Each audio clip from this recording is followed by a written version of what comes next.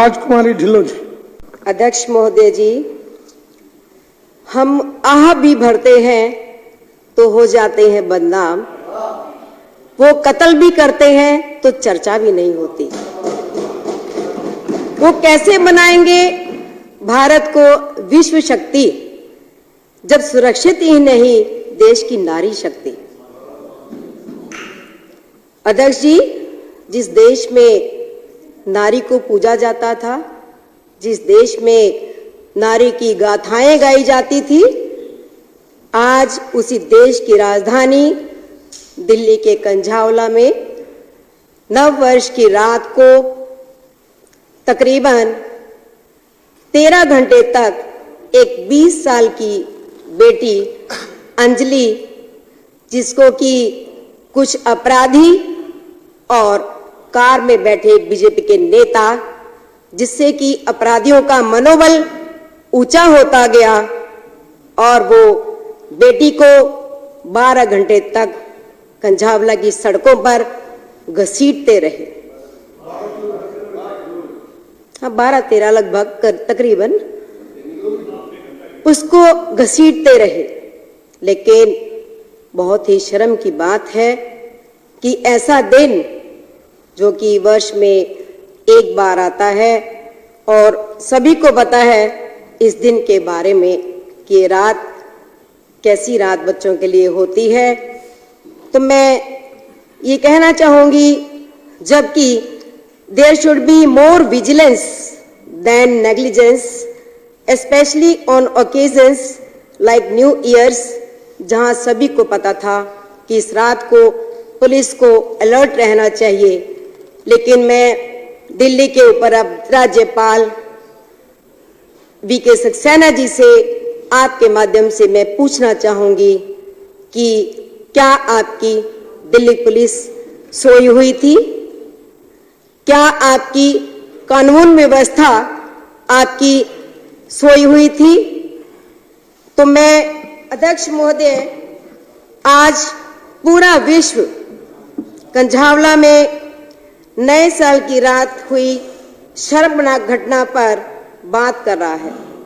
मैंने 3 जनवरी को BBC news channel पर मैंने एक आर्टिकल पढ़ा, जिसमें मैंने पढ़ा, हेडलाइंस थी उसकी, अध्यक्ष जी, young women's horrific death shocks India.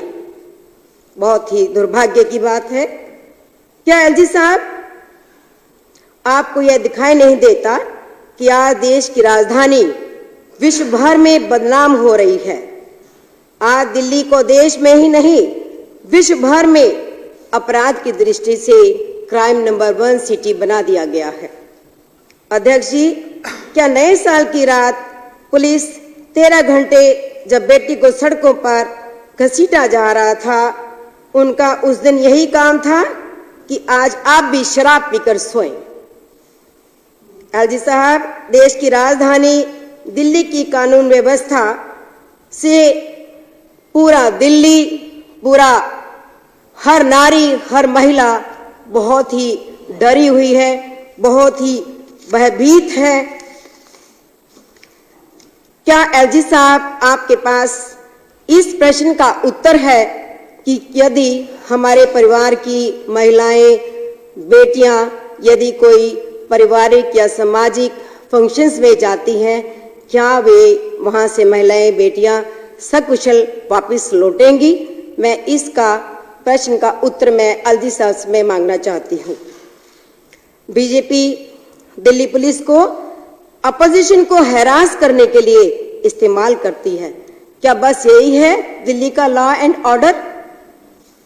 LG साहब से मेरा निवेदन है कि वो संविधान द्वारा दी गई अपनी जिम्मेवारियां निभाएं और पुलिस को दुरुस्त करें, ना कि आप अपना कीमती समय दिल्ली की जनता द्वारा 3 बार चुने गए दिल्ली के मुख्यमंत्री, जो कि आज देश के सर्वश्रेष्ठ मुख्यमंत्री में उनकी गिनती है, पढ़े लिखे हैं, काम करना जानते हैं। हम दिल्ली की जनता आपसे एक निवेदन करती है कि आप अपना काम करें और दिल्ली के मुख्यमंत्री को आप उनको काम करने दें। उनके काम में आप परेशानियां, अड़ंगे आप ना लगाएं। क्योंकि हम भी बैठे बैठे 4 दिन से हम देख रहे थे कि किस प्रकार हमारे हाउस का वातावरण सिर्फ तो सिर्फ एलजी साहब की वजह से ये बनता गया है।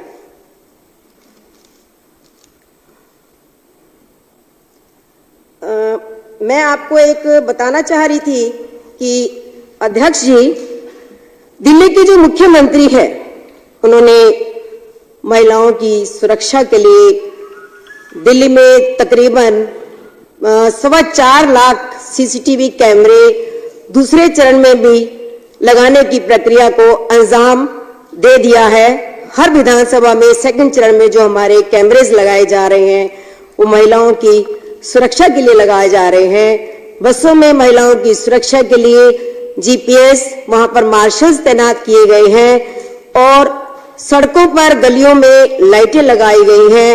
लेकिन मैं आज एलजी साहब से पूछना चाहूंगी कि आप कहते हैं कि हमारे पास डीडीए का विभाग है, लेकिन डीडीए के जो बड़े बड़े पार्क हैं जहां पर की महिलाएं दिन छिपे या सुबह अर्ली इन द मॉर्निंग सैर करने के लिए जाती हैं, अपनी शारीरिक और मानसिक संतुलन को अच्छा मजबूत बनाने के लिए, क्या एलजी साहब आपने दिल्ली के जो सांसद हैं, क्या आपने उनसे पूछा है कि डीडीए के पार्कों में वहां पर रोशनी है या नहीं, डीडीए के पार्कों में सीसीटीवी कैमरेज लगाए हैं कि नहीं? तो मेरा एक ये भी आपके माध्यम से एलजी साहब से मेरा प्रश्न है। महोदय, जो निर्भया फंड हमारा बुनियादी ढांचे की जरूरत के लिए इस्तेमाल होना चाहिए था, जो वर्तमान में नहीं हो रहा। महिलाओं की सुरक्षा के लिए 24/7 helpline, apps, GPS, speedy justice, special investigations units आदि आदि होने चाहिए। इसके साथ साथ अध्यक्ष जी, POSH and POCSO infrastructure to ensure the safety of women in public spaces, और हमारे जितने भी पीडब्ल्यूडी के रोड्स हैं वहां पर स्थानीय शिकायत केंद्र होने चाहिए, प्रतीक्षालय होने चाहिए, सीसीटीवीज, बस स्टैंड्स, पब्लिक टॉयलेट्स, खास तौर से महिलाओं के लिए स्ट्रीट लाइट्स, सार्वजनिक परिवहन विद जीपीएस।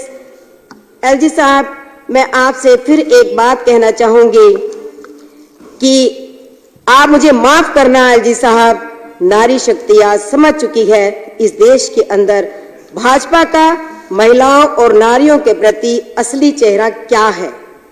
जिस पार्टी का नेता अपने परिवार में न्याय नहीं कर सका, उसके चाहने वाले दिल्ली की महिलाओं और नारियों के लिए क्या न्याय करेंगे?